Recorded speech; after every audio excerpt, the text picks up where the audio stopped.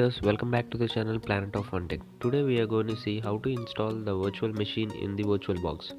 In the previous video we have seen how to install the VirtualBox in our Windows laptop.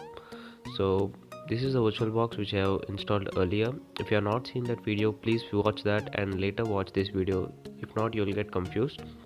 So let's install the virtual machine in this VirtualBox. So for that, open your Google Chrome and type Kali Linux. So this is the official site, that is www.kali.org. so click that and click on downloads, download Kali Linux. So the site will be looking like this. So install the first one, that is Kali Linux 64-bit. There are several other softwares, choose according to your specifications. So I am choosing the first one. So it is about 3.7 GB, so it will take some time. I have already downloaded that, so let's install in our VirtualBox. So for that, open our VirtualBox and click on new. So here you have to type the name of the operating system. So I am typing Kali Linux and the type is Linux, and the version you have to choose is Debian 64-bit. So here you have to specify the RAM size. I am specifying around 3 GB. Choose according to your computer RAM size. I think 3 GB is enough. So don't change the remaining settings, leave them as default and click on next. Click on next. And here you have to specify the storage. I am specifying around 20 GB. It's more than sufficient, I think. So half of the installation process is completed. So let's make a few changes. So for that, click on settings, and there you can see the basic information. You can change it later also. So click on advanced. There you can see share to clipboard and drag and drop. Make them as bidirectional so that you can transfer files from host machine to the virtual machine and vice versa. So click on system right below there, where you can choose the number of processes you are willing to use for your virtual machine. So now you have to attach the file which you have downloaded. For that, click on storage and click on empty. There you can see the attach option. So attach the file which you have downloaded. So the installation process is completed. So now let's start the machine.